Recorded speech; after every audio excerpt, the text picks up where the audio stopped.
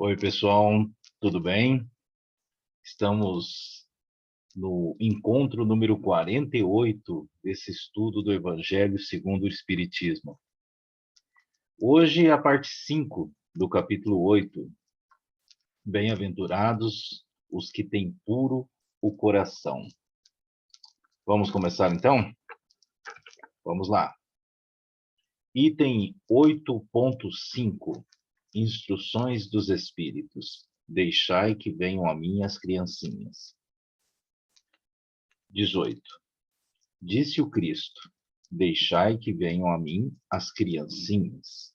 Profundas em sua simplicidade, essas palavras não continham um simples chamamento dirigido às crianças, mas também o das almas que gravitam nas regiões inferiores, onde o infortúnio desconhece a esperança. Jesus chamava a si a infância intelectual da criatura formada, os fracos, os escravizados e os viciosos. Ele nada podia ensinar à infância física, presa à matéria, submetida ao jugo do instinto, ainda mais não incluída na categoria superior da razão e da vontade que se exercem em torno dela e por ela. Então, desculpa, em primeiro lugar, eu gostaria de colocar aqui uma questão. Em muitas situações, né, quando a gente acompanha esses textos aqui do Evangelho, não nos colocamos no contexto daquilo que é apresentado, né? É claro, eu não vou generalizar, né? Mas isso aconteceu comigo já no início.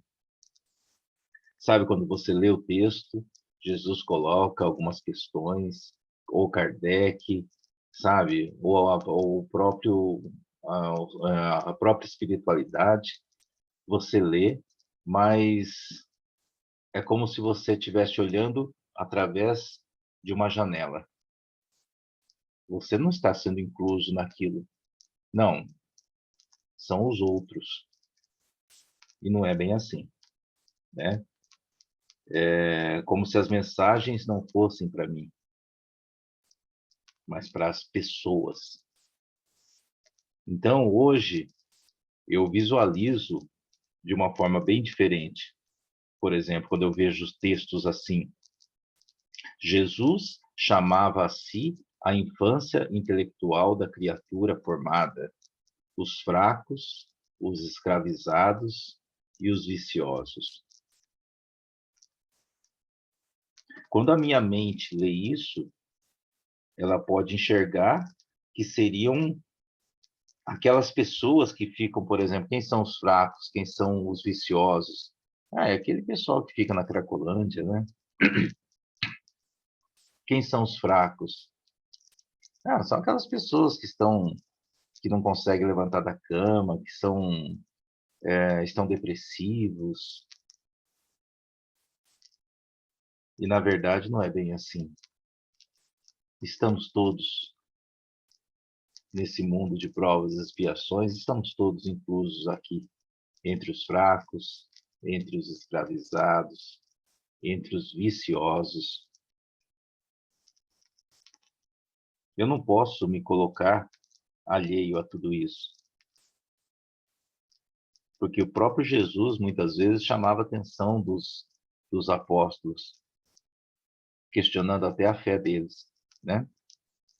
Quantas vezes, quantas passagens a gente não tem em que fatos como esse ocorreram? Não é verdade? Vamos em frente? Queria que os homens a ele fossem com a confiança daqueles entezinhos de passos vacilantes, cujo chamamento conquistava para o seu o coração das mulheres, que são todas mães. Submetia assim as almas à sua terna e misteriosa autoridade. Ele foi o facho que ilumina as trevas, a bem-aventurados os que têm puro o coração, claridade matinal que toca a despertar. Foi o iniciador do Espiritismo, que a seu turno atrairá para ele não as criancinhas, mas os homens de boa vontade. Está empenhada a ação viril. Já não se trata de crer instintivamente, nem de obedecer maquinalmente. É preciso que o homem siga a lei inteligente que se lhe revela na sua universalidade.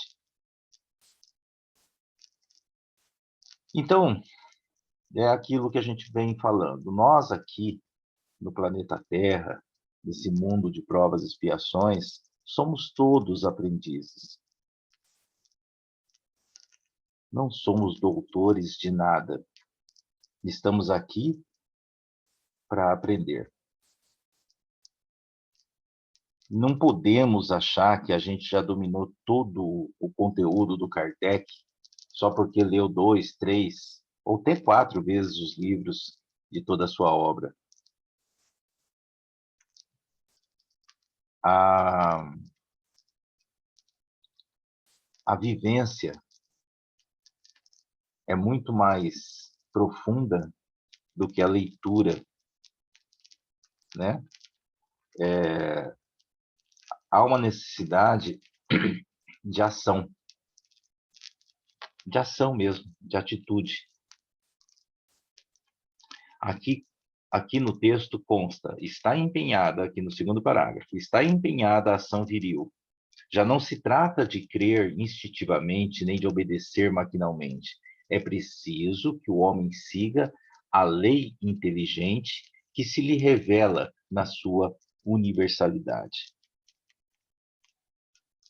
Então, baseando-se nesse texto que a gente está lendo, a pergunta é: você compreendeu de fato tudo isso que está sendo dito? Ou você está aqui porque você considera que isso aqui é o que dá mais sentido, é o que é mais certo, é o que é mais óbvio? A pergunta que eu faço é: e aquele momento que a sua fé desaparece por algo que aconteceu na sua vida? Para onde ela foi? Quando o seu Deus se ausenta no seu coração, onde ele está? Quando falta aquela resignação que a gente sempre fala, quando você não está afim de fazer a caridade, como você se vê nesse momento? Veja, obviamente, a gente não pode criar também um céu maravilhoso e dizer que o Espiritismo traz tudo. Mas temos que ter aquela concepção de dizer: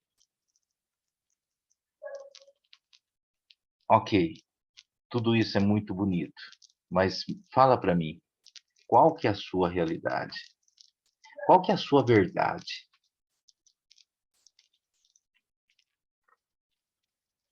Olhe-se no espelho e responda para mim, qual que é a sua verdade? Aí você pode dizer sinceridade.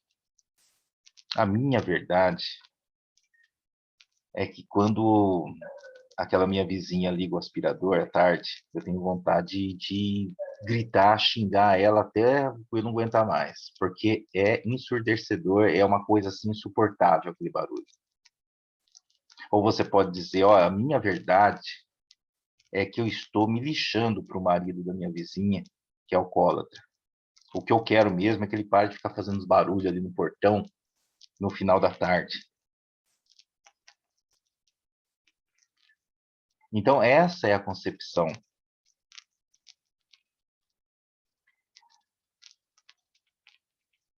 O que estaremos estudando é para o bem do nosso espírito. Ao invés de nos colocar como espíritos falhos, tentando compreender, assim, os ensinamentos, as lições, os capítulos do Evangelho, não adianta apenas tentar compreender. O processo é bem mais profundo. Como eu disse há pouco, a gente tem que agir praticando aquilo que a gente está lendo. Não adianta entender, olha, no capítulo 25 do Evangelho é dito isso, e eu monto uma palestra de 30, de 40, de 45 minutos, porque eu sei exatamente aquilo que está lá naquele capítulo. E essa não é a proposta. A proposta é reformar o nosso espírito.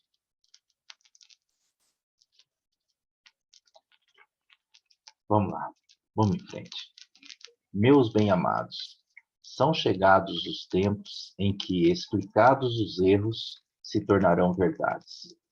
Ensinar-vos-emos o sentido exato das parábolas e vos mostraremos a forte correlação que existe entre o que foi e o que é. Digo-vos, em verdade, a manifestação espírita avulta no horizonte, e aqui está o seu enviado, que vai resplandecer como o sol no cume dos montes. João Evangelista, Paris, 1863. Então, aqui, João Evangelista coloca de uma forma bem clara a função do Espiritismo. Ensinar o sentido exato das parábolas. Pensa bem, Jesus vem no ano 0 e o Espiritismo em 1859. Olha o tempo que levou para que nós ficássemos prontos, para que aparecesse alguém explicando o sentido exato das parábolas e nos trazendo, de fato, novos conhecimentos. Como diz aqui, a manifestação espírita avulta no horizonte, e aqui está o seu enviado, que vai resplandecer como o sol no cume dos montes. Vamos em frente. 19. Deixai, venham a mim as criancinhas, pois tenho o leite que fortalece os fracos. Deixai, venham a mim todos os que tímidos e débeis necessitam de amparo e consolação. Deixai, venham a mim os ignorantes, para que eu os esclareça. Deixai, venham a mim todos os que sofrem, a multidão dos aflitos e dos infortunados. Eu lhes ensinarei o grande remédio que suaviza os males da vida, e lhes revelarei o segredo da cura de suas feridas. Qual é, meus amigos, esse bálsamo soberano, que possui tão grande virtude que se aplica a todas as chagas do coração e a cicatriza? É o amor, é a caridade. Se possuís esse fogo divino, que é o que podereis temer? Então, ele começa aqui esse texto: deixai venham a mim as criancinhas,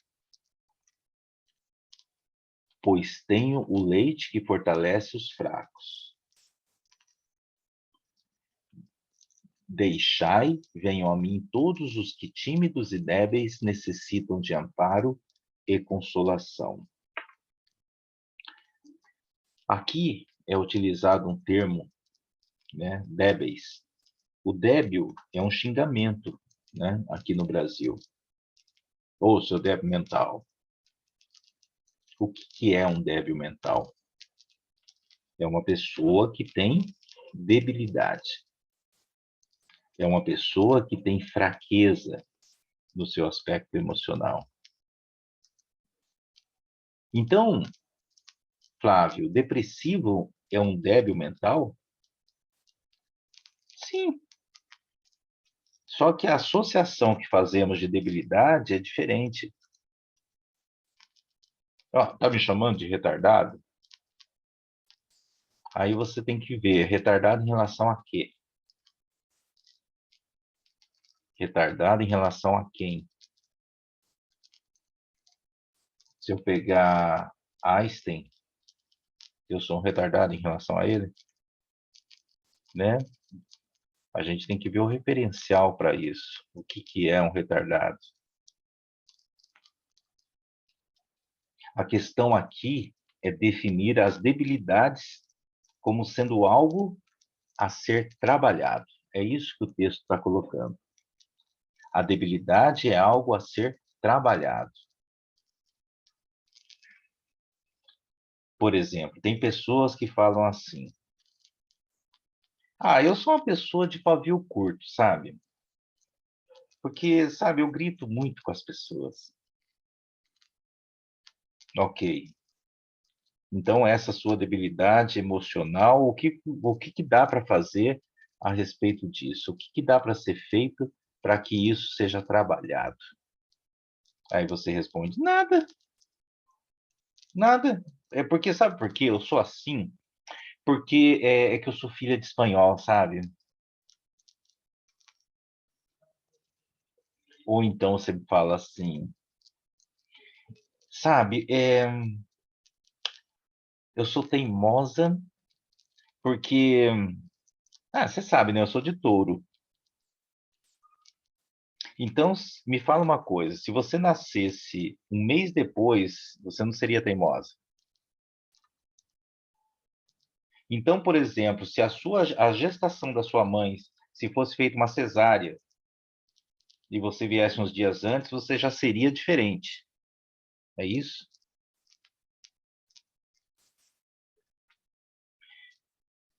É. Ou então você me fala assim, eu sou bipolar. Uhum. A questão, meu amigo ou minha amiga, a gente não pode simplesmente afirmar: eu sou teimosa, eu tenho pavio curto, eu sou bipolar e ponto. Eu sou e ponto. É como se fosse uma defesa. Não é por aí. Toda doença, toda debilidade tem que ser trabalhada. Você não pode colocar isso como um escudo para que você tenha, digamos, direito de agir dessa maneira com qualquer pessoa que você se relaciona. Eu não sou teimoso porque eu sou taurino. Eu sou teimoso porque eu sou arrogante. E eu tenho que trabalhar isso na minha vida. Então, quando a gente analisa esse texto, a gente tem eu tenho que me inserir, entendeu? Nesse contexto. Então, aqui eu vejo aqui, ó, deixai que venham, deixai venham a mim as criancinhas, pois tenho leite que fortalece os fracos. Deixai venham a mim todos os que, tímidos e débeis, necessitam de amparo e consolação. Tímidos e débeis? Eu estou aqui no meio. Deixai venham a mim os ignorantes, para que eu os esclareça. Eu estou aqui também, ó, entre os ignorantes. Deixai venham a mim todos os que sofrem, a multidão dos aflitos e dos infortunados. Estou aqui também. E aqui ele fecha: deixai que venham a mim todos os que sofrem, todos, a multidão dos aflitos. Meu Deus do céu. Eu não estou lendo esse texto para apenas para as pessoas, eu estou lendo esse texto para mim também. Entende? Tudo isso, meus amigos, é para ler, é para ouvir, principalmente refletir. Esse é o propósito desse estudo. A reflexão. Vamos lá, vamos em frente. Direis a todos os instantes de vossa vida: meu Pai, que a tua vontade se faça e não a minha. Se te apraz experimentar-me pela dor e pelas tribulações, bendito sejas, porquanto é para meu bem, eu o sei, que a tua mão sobre mim se abate. A tua aqui é separado, o texto está incorreto. Que a tua mão sobre mim se abate.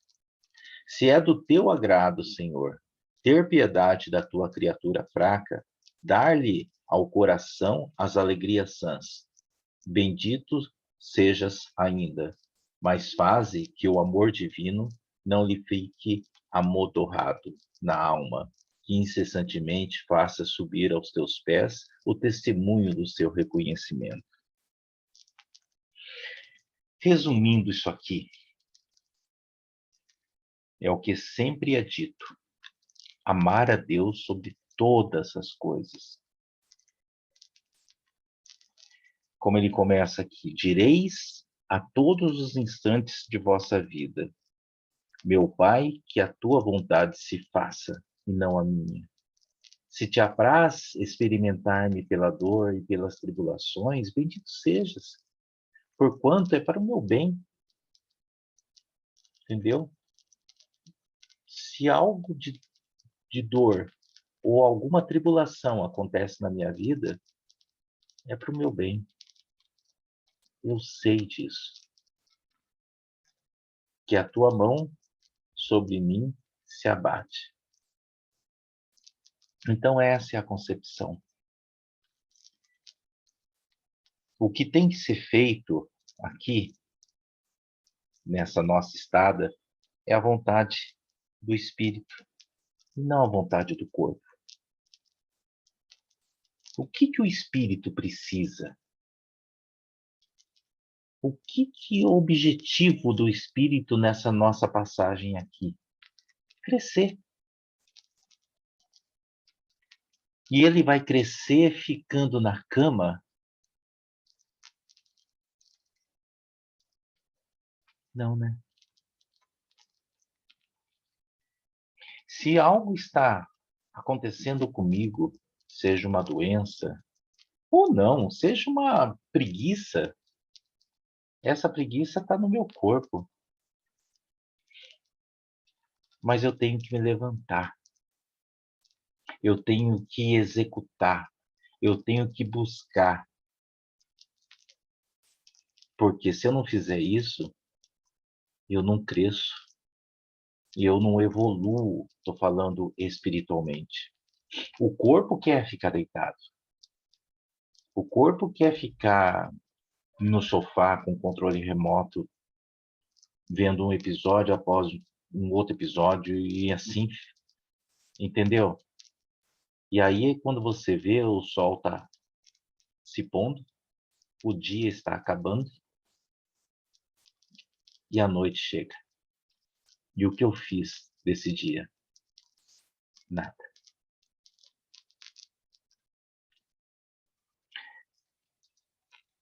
Põe uma coisa na sua cabeça, seja o que for que você esteja vivenciando, seja uma preguiça, seja uma indisposição, seja uma desmotivação, vamos chamar isso de doença, só para sintetizar, essa doença não é maior do que você. Ela é um obstáculo. Ela é um obstáculo. Ela é uma defesa. Ela é talvez um sintoma. mas ela não é você. Entendeu? Você está lá dentro. Você é aquele espírito gigantesco que está lá dentro. Você é muito maior que isso. Muitas vezes é naquele momento que você fala assim: eu vou levantar, eu vou lá na frente de casa, eu vou olhar para esse céu azul, eu vou dar uma volta no quarteirão. Quando você acaba a volta, quando você completa a volta e abre o portão de novo, você já não é aquela pessoa que estava deitada na cama. Você já é uma pessoa diferente.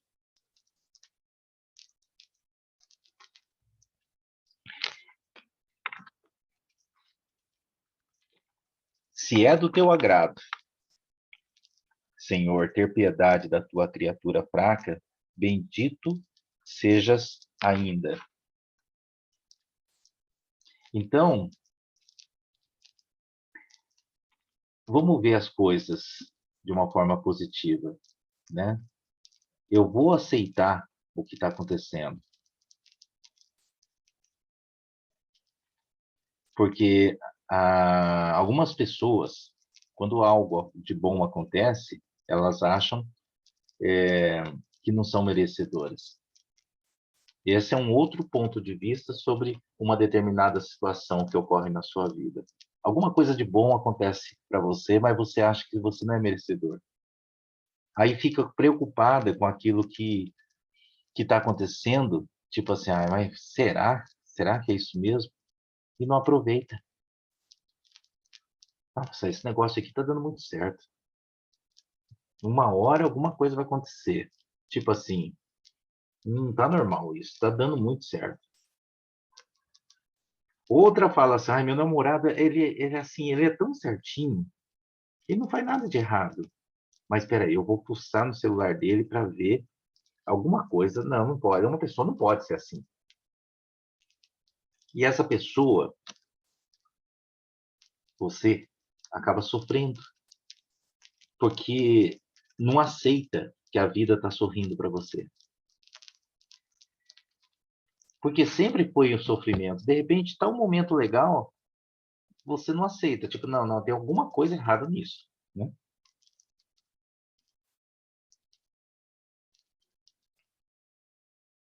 A questão é, volto a dizer, amar a Deus sobre todas as coisas. Isso seja no lado bom ou no lado ruim, sabe? Não desconfia quando as coisas estiverem dando certo. Aí o texto continua: mas faze que o amor divino não lhe fique amodorrado na alma, que incessantemente faça subir aos teus pés o testemunho do seu reconhecimento. Então, abraça a felicidade, sabe? De vez em quando, tenha certeza, essa felicidade ela vai te visitar. Abraça a felicidade, assim como abraça a tristeza, abraça a alegria, mas não aprisione isso. Porque seja algo bom ou ruim, uma hora ela vai embora. E outras fases virão, né? É aquele ciclo, o ciclo do aprendizado, o ciclo do crescimento, né? É a vida, é por isso que estamos aqui. Vamos lá, no último slide. Se tendes amor, possuís tudo o que há de desejável na terra. Possuís preciosíssima pérola, que nem os acontecimentos, nem as maldades dos que vos odeiem e persigam poderão arrebatar. Se tendes amor, tereis colocado o vosso tesouro lá onde os vermes e a ferrugem não o podem atacar, e vereis apagar-se da vossa alma tudo o que seja capaz de lhes conspurcar a pureza. Sentireis diminuir dia a dia o peso da matéria, e qual pássaro que adeja nos ares e já não se lembra da terra. Subireis continuamente, subireis sempre, até que vossa alma inebriada se parte do seu elemento de vida no seio do Senhor. Um espírito protetor, Bordeaux, 1861. Então, isso aqui é mais um ensinamento. Se tendes amor, possuís tudo o que há de desejável na terra. Se você tem desejos que não foram saciados e isso te frustra, O que está faltando, o que que é? Amor. O que está te faltando é amor. Não é um carro novo, não é aquela joia que você sonha, porque é o amor que vai te completar, intimamente falando. Possuís, o texto fala, possuís preciosíssima pérola, que nem os acontecimentos, nem as maldades dos que vos odeiam e persigam poderão arrebatar. Possuís preciosíssima pérola, nem os acontecimentos, nem as maldades do que os odeiem e persigam poderão arrebatar. Minha amiga, meu amigo, fique no hospital, internado, à beira da morte, e você verá o que é mais importante, de fato, para você. Pensa aí do que você vai sentir mais falta nesse momento. O amor. O amor dos filhos. Cadê meus filhos? Cadê minha esposa? Cadê meus amigos? É aí que você se cura. Agora fica no hospital sem ninguém te visitar. Mesmo que seja um apartamento particular, ar-condicionado, TV 60 polegadas, veja se isso assim te fará feliz. Veja se isso vai te completar. Não vai. O texto continua: se tendes amor, tereis colocado o vosso tesouro lá onde os vermes e a ferrugem não o podem atacar, e vereis apagar-se da vossa alma tudo que seja capaz de lhes compuscar a pureza.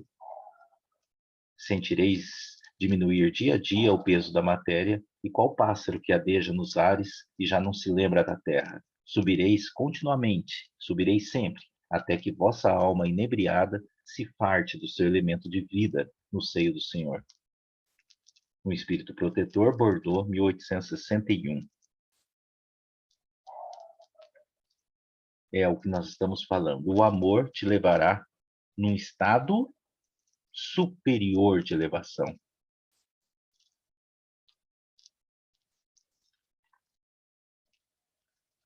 Você, estando nesse estado de elevação, você não vai se ofender se a pessoa disser que você é chata, seja o que for que disser para você,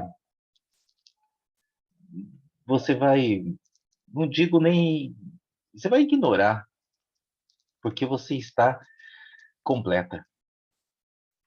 Se uma pessoa discorda de você, você não vai sofrer por essas pequenas coisas da vida. Subireis sempre, ao finalzinho, subireis sempre, até que vossa alma inebriada se farte do seu elemento de vida no seio do Senhor.